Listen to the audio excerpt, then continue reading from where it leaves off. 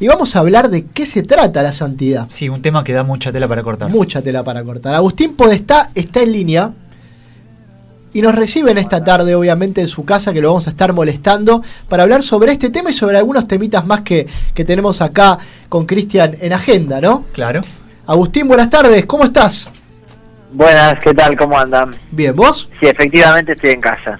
¿Vio? Está en casa. ¿Está tomando algunos mates, algo? No, todavía no, hace un rato terminamos de almorzar. Muy bien, muy bien. No, bueno, todavía no. ¿Cocinaron o compraste? No, calenté comida ayer, pues cociné ayer a la noche, hice una carne al horno con papas y bueno, hice más, entonces comimos hoy de vuelta. ¿Viste? Cocina, Bien. Cristian. ¿Es buen cocinero Agustín Podestá? Cocino. ¿Sos buen cocinero? Sí, cocino, Muy sí, bien. sí. Muy bien, ¿vio? Bueno, algún día tenemos que probar acá la comida de Agustín Más Podestá. para lo salado me sale, lo dulce me cuesta. Bueno, pero ya... Estamos dispuestos a comprobarlo. Eso de amasar, no lo entiendo, no me sale. Agustín, estábamos hablando de esta exhortación apostólica que ya salió ya hace un tiempito, que habla sobre el llamado a la santidad, ¿no? Esta exhortación que hace el Papa Francisco. Y a mucha gente le cuesta mucho definir qué es ser santo, ¿no? ¿Qué es un santo? ¿Cómo lo definirías por ahí desde tu profesión a la santidad o a ser un santo? Bueno, de forma así como más sencilla se me ocurre que tenemos que entender la palabra santo en un doble sentido. Porque por lo general santo lo pensamos siempre, no pensamos en un santo y se nos viene a la cabeza la estampita, digamos, ¿no? El santo de estatua. Que es verdad, son santos. Fueron personas que dedicaron su vida a Dios de una forma particular. Y eso me parece que es muy válido tenerlo en la cabeza. Pero también hay otro sentido de santo que no nos tenemos que olvidar. Que cuando decimos llamado a la santidad, que todos los cristianos somos santos y estamos llamados a la santidad, no estamos pensando en el santo de la estampita, digamos, ¿no? Sí y no. Quiero decir, sí en cuanto... Porque el santo de la estampita muchas veces nos parece que es como perfecto, como ideal, ¿no? Como una persona que es inalcanzable, ¿no? Entonces yo veo a ese, con ese aura, ¿no? Con ese halo de santidad, de luz angelical y de música angelical alrededor, y digo, bueno, yo no podría nunca hacer eso. Bueno, ahí está el problema, digamos, ¿no? En que lo separemos. Pero la verdad es que, por ejemplo, para Pablo, que recién estaba escuchando el testimonio, para Pablo todos los cristianos somos santos. En varias de las cartas él se refiere a los cristianos, que a los que le manda las cartas le dice a los santos y santas del pueblo tal, de la ciudad tal. O sea, él da por supuesto que todos los cristianos somos santos. Por supuesto que esta santidad hay que trabajarla. El estado de santificación, el estado de gracia santificante supone que esto hay que trabajarlo, que la vida de fe hay que trabajarla. Pero no hay que olvidarnos que ya somos santos, que por el bautismo de hecho somos santos. Ya estamos en esta dinámica de la redención, de la Pascua en nuestra vida. Por supuesto que esto hay que trabajarlo y hay que seguirlo madurando, que eso es a lo que nos invita Francisco en esta última exhortación. Agustín, con lo que nos compartías ahora, te cuento que yo hace unos días estaba hablando con una persona que quiero mucho justamente sobre la santidad y me preguntaba si se podría ser santo aunque no seas religioso, ni cura, ni monja. Por lo que vos nos contás, entiendo que es posible eso, ¿no es así? Sí, por supuesto, eso es lo que decía, sí. Una cosa es pensar el santo de vuelta de la estampita, ¿no? Que lo vemos con una túnica, que lo vemos, que puede ser como decías, ¿no? Como monja, como monje, que nos parece que es como con traje de cardenal, digamos, que nos parece que es como totalmente alejado. Y otra cosa es la santidad de todos los días, que nos lleva a esa santidad. Que eso es a lo que nos invita Francisco. En el texto Francisco es muy claro. Él nos invita a vivir esta santidad en el día a día, y es en el día a día de verdad. Pone ejemplos muy sencillos. Dice, sos una persona que estás casado, bueno, viví el matrimonio con santidad.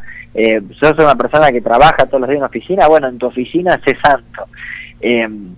Comportate bien en Dios, en cada lugar, en cada espacio. Sos padre, sé santo con tus hijos, etcétera, etcétera.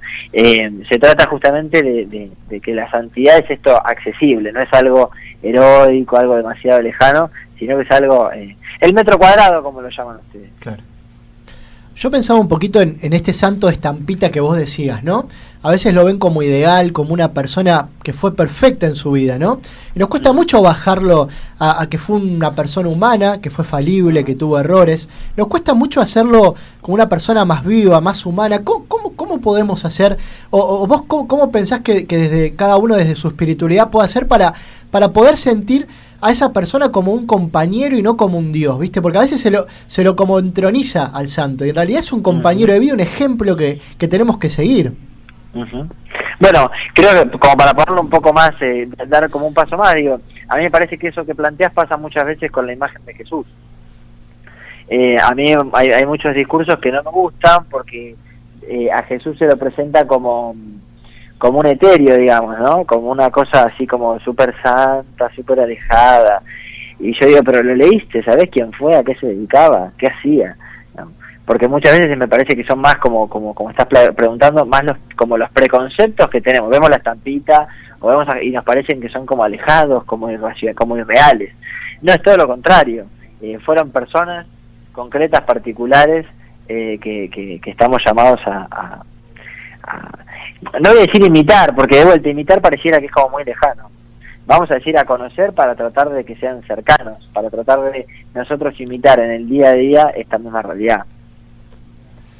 Y esto de ser santos también va acompañado, porque uno solo no puede seguramente, va acompañado también de una gracia de Dios, de un regalo, y que muchos llamamos el Espíritu Santo justamente. Y a propósito, estamos en un fin de semana particular donde celebramos Pentecostés. Por ahí para alguno que a lo mejor no está muy adentrado en el tema, ¿te animás a contarnos qué es Pentecostés, qué celebramos los católicos particularmente este fin de semana? Sí. Pentecostés, lo que recordamos en la lectura, lo que recordamos concretamente, que hecho de la lectura recordamos, es cuando los discípulos estaban encerrados en tiempos de una fiesta judía, donde había mucha gente en Jerusalén, y los discípulos estaban encerrados por miedo a represalias, como había sido la muerte de Jesús hacía poco. Y en esa oración, en ese estado de oración en el que estaban, el Espíritu Santo descendió sobre ellos, se hizo presente, y al infundir sus corazones justamente el Espíritu Santo los hizo salir a evangelizar, los hizo salir a predicar lo que creían. Lo curioso como dato, así como para invitar, que muchas veces se nos pasa por alto, en esto por ahí las prédicas a veces lo dejan de lado, el tema de la primera lectura. Mañana la primera lectura es la de Babel, la de la Torre de Babel. ¿Y por qué la segunda lectura es la de Pentecostés? Bueno, ahí hay algo para trabajar. En Babel está la división de las lenguas por la soberbia de los seres humanos en querer ser Dios. Como castigo Dios le pone la división de las lenguas, que haya diferentes lenguajes y que lo que se fomente justamente es la incomprensión, y frente a la incomprensión la desunión. Bueno, el Espíritu Santo es el que en Pentecostés vuelve a unir, porque dice el texto que ellos evangelizaban en distintas lenguas y cada uno de los que estaba allí los entendía, porque hablaban. ¿Qué significa, no? Lo que está queriendo decir es que todos hablaban la misma lengua, es decir, todos hablaban un mismo mensaje, que es el mensaje de Jesús. Jesús por medio del Espíritu Santo es quien vuelve a unir a las comunidades, es quien vuelve a unir a todos los seres humanos. Para prestar atención, de tarea para mañana. Bien, contaba sobre esa primera lectura justamente, Agustín, y pensaba, si uno por ahí no puede caer en el error en el acto de querer ser santo, no caer en un perfeccionismo y hasta el punto de por ahí perder cierta humildad y caer en la soberbia de ponerse en el mismo lugar que Jesús. ¿Cómo se puede hacer para buscar la santidad sin caer en la soberbia, sin querer sobrepasar nuestros propios límites? Sí, es muy peligroso. Es muy peligroso porque una cosa, en este sentido por ahí puede servir para explicar este tema. Francisco hace un tiempo, antes de esta exhortación, hace unos años, decía la relación entre santidad y pecado. Uno nos parece que es lo contrario, ¿no? Que la santidad es todo lo contrario del pecado, que el que es santo no es pecador. Bueno, y Francisco decía todo lo contrario, que santo es el que se reconoce pecador, y pecador no es el que mal que hago las cosas, cómo me flagelo, ¿no? Pecador es el que se reconoce necesitado de Dios. El pecado de Adán, el pecado de Eva, es el pecado de la soberbia, el creer que ellos no necesitan a Dios, que es lo que les vende la serpiente, ¿no? La serpiente les vende que si transgreden el mandato que Dios les había puesto, si transgredían, si lo desobedecían, iban a ser como dioses, y a ellos eso les encantó. esa propuesta les encantó, porque es la soberbia absoluta, es el yo puedo todo y no necesito de nadie, yo y yo. Ese es el gran pecado de soberbia. Y en ese sentido, Francisco recuerda que santo entonces es el pecador, porque el pecador es el que porque para reconocerte pecador tenés que reconocer la falencia. Si vos no te reconoces pecador, quedás en la soberbia. En la soberbia vos tenés razón. En la soberbia vos sos el único que tiene la posta y el yo. Cuando te das cuenta que ese es un estado que está mal, ahí es cuando te das cuenta que sos pecador. Y en cuanto te das cuenta que sos pecador, entendés que sos necesitado, que necesitas de otros. En este caso necesitas de Dios. Por eso el santo es el pecador, el que se da cuenta que solo no puede, que yo no soy Dios, yo no voy a ponerme en el lugar de Dios, sino que Dios es el que me acompaña. Dios es el que está ahí para sostenerme, el que está ahí para perdonarme, el que está ahí para abrazarme. Ese es Dios.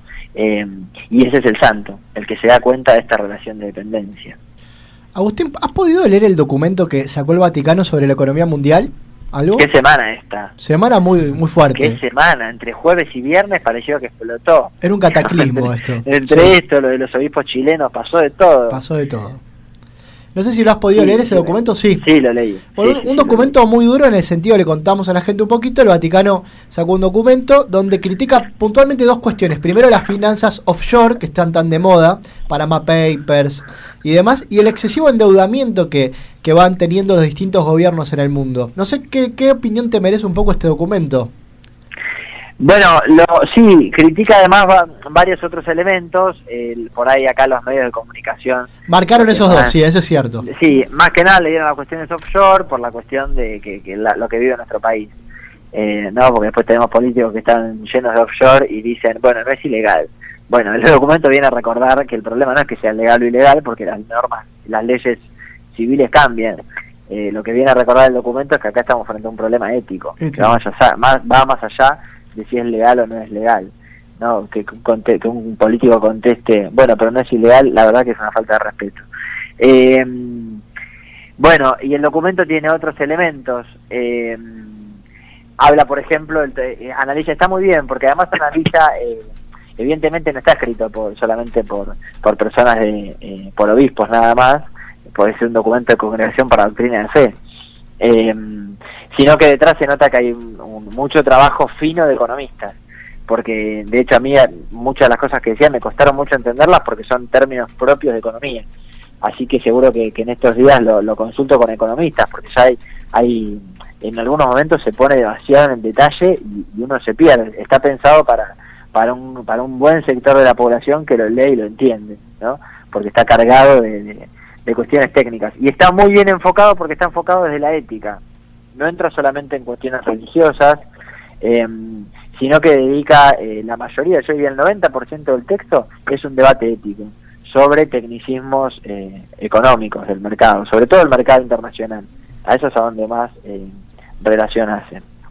Claro, porque más allá de todo esto, esta clase de políticas y estas cuestiones éticas también no colaboran por ahí con la prosperidad de los pueblos y demás, no son grandes ejemplos para muchos pueblos que están sufriendo, que están con hambruna, con distintas cuestiones sociales, ¿no? Parece que apunta más a eso, más allá de lo técnico, que también es muy... Se ve que lo habrá escrito el ministro de Finanzas del Vaticano, al que le mandamos un saludo muy grande acá desde Buenos Aires, pero digo, apunta más que nada a eso, no solo a lo económico como han marcado aquí los medios de comunicación. Sí, además hay otras cuestiones que, por ejemplo, yo que sé, el endeudamiento externo es algo que Francisco ya denunció muchas veces, el poder y la desigualdad que generan y otros papas antes también, por ejemplo la deuda externa que generan los países en desarrollo, eso ya ha sido trabajado. Este texto va directamente a cuestiones muy finas de la economía y sobre todo los mercados, por ejemplo las offshore, por ejemplo trae la crisis de Estados Unidos, la crisis hipotecaria de Estados Unidos, y la analiza de una manera que de vuelta yo me perdí porque dije ya llegó un momento que sí, no sabés, muy técnico. Claro, muy técnico, de los créditos hipotecarios, de cómo esto se vendió, de los peligros que tiene el estar justamente como apostando a la deuda. Bueno, sí, tiene mucho, y a las opciones decir que más o menos el 5 o 10% del documento solamente al tema de las opciones. Bueno, ahí estábamos hablando con Agustín. Agustín, ¿algo que quieras comentarle a la gente? Más allá de que te pueden seguir y te pueden leer en teologialpaso.com.ar, que te lo recuerdo yo, mirá, no te acordaste vos todavía. Muchas gracias. ¿Viste? ¿Sabés cuándo me quedó grabado esto? ¿Sabés por qué me quedó grabado esto? Desde que la sacamos a Sabrina. Sabrina me lo dejó marcadísimo el tema este. ¿Que yo me olvido? Sí, lo dijo clarísimo. Sí. Que vos siempre te olvidás de decir que tengo que hablar, me olvido. Sí. Bueno, ahora, ¿ves? Ya me estaba olvidando. ¿Viste? Sí, ya me estaba olvidando. Una preguntita más simplemente. A veces viste que hay santos puntuales. Nos ha pasado la semana pasada, sin dar nombres, sin dar situaciones, con el padre Mujica, ¿no? Un padre que genera odios y amores, ¿no? Me pasó en lo personal, soy devoto, soy una persona que sigue mucho la vida del padre Hurtado, la lee, la trata de... Lo acompaña en la vida uno, ¿no? Y uno cuando va a Chile se encuentra con gente que lo odia, gente que lo quiere, y tiene que ver también con una división social que hay clasista y demás, ¿no? ¿Cómo a veces se concilia, ¿no? Con un santo que también tiene esto, despierta odios y despierta amores, ¿no? Como pasa con el padre Mujica, o como pasa con el padre Hurtado en este caso. ¿Cómo se hace, ¿no? para tratar de conciliar en todo esto? Porque a veces te encontrás con esta clase de situaciones, ¿no? Es santo para algunos, pero para otros es como si vieran al mismísimo demonio, ¿viste? Sí.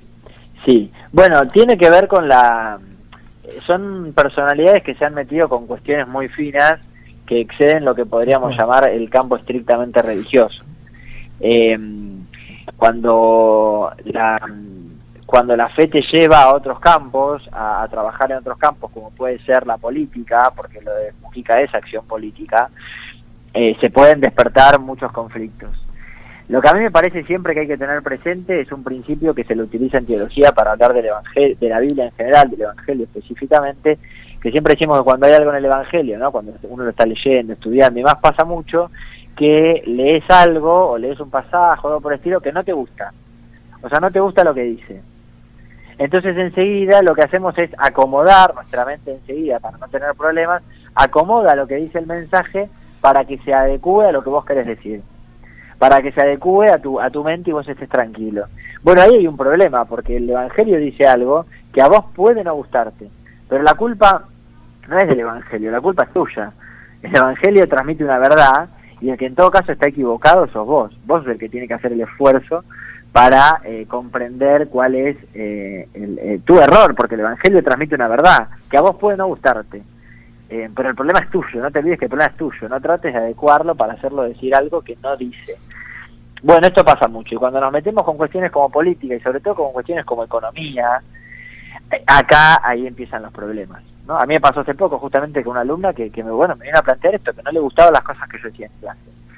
No, porque ella es una chica de fe, de una organización dentro de la iglesia muy importante, y no le gustó lo que le dije, pero le digo, bueno, de vuelta, no es que es un capricho, yo lo que estoy diciendo es lo que dice el mismo Evangelio.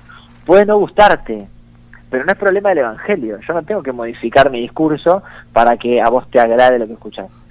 A mí un ejemplo que me sirve mucho para el caso de Mujica y demás es el diálogo de Jesús con el joven rico. Sin duda. Cuando Jesús le dice lo que tiene que hacer, que tiene que vender sus bienes y seguirlo, el joven rico se va triste porque poseía muchos bienes. Es decir, porque no pudo desprenderse, porque prefirió quedarse con todos sus bienes a la pobreza que Jesús le proponía como forma de vida. Bueno, hace una opción, decir, Jesús, no te puedo seguir, prefiero los bienes que tengo y me voy. Es una opción, pero no tiene que cambiar Jesús su discurso. El que tiene que cambiar la mente sos vos, el que tiene que hacer la conversión sos vos. Jesús transmite una verdad. ¿No te gusta? Andate. Pero no le trates de hacer decir a lo que Jesús quiere decir lo que Jesús no dice. Y esto me parece que pasa mucho. De hecho, a Mujica le pasó con su propia familia, con su propio ambiente. Él viene de una clase social alta, acomodada, de la oligarquía tradicional de Buenos Aires. Y su propia familia y sus propios amigos es donde empezó a tener los primeros problemas. Por supuesto que siempre lo apoyaron, él siempre dice, ¿no? Como lo apoyaron, lo quisieron, pero bueno, es un problema porque pone en jaque justamente esto otro, digamos, ¿no? Cuando Francisco denuncia el pecado de acumulación, a muchísima gente esto le cayó muy mal. Pero Francisco no hace más que decir lo que dice el Evangelio. ¿Culpa de quién es? ¿Del Evangelio o nuestra, que no podemos tolerar lo que Jesús nos quiere decir? Bueno, es un desafío. Sin dudas, así que bueno, fue muy fuerte, ¿no? tiene el desafío. Fue muy tajante. No, pero estuvo muy bien, estuvo muy bien. Claro. Cuando uno es fuerte, vos sabés que llega muchísimo más, así que mucho mejor. Pero Estamos, lo creo convencido. Está perfecto. Lo creo convencido. Aparte del otro lado, yo creo que también tenés mucha gente que piensa igual que vos, así que creo que mucha gente debe estar asintiendo lo que estás diciendo, Agus. Esperemos que sí, hay que cambiar. Agustín, muchas gracias por este contacto con Yo Quiero Verte, y bueno, y esperemos que la próxima puedas venirte aquí al piso. Dale, muchas gracias, sí, espero poder ir. Bueno, saludos a todos. Saludos y muy buen fin de semana. Igualmente, chau. Pasaba Agustín Podestá, especialista en asuntos religiosos, teólogo y profesor de la Universidad de El Salvador, hablando un poquito sobre esto, sobre el llamado a la santidad.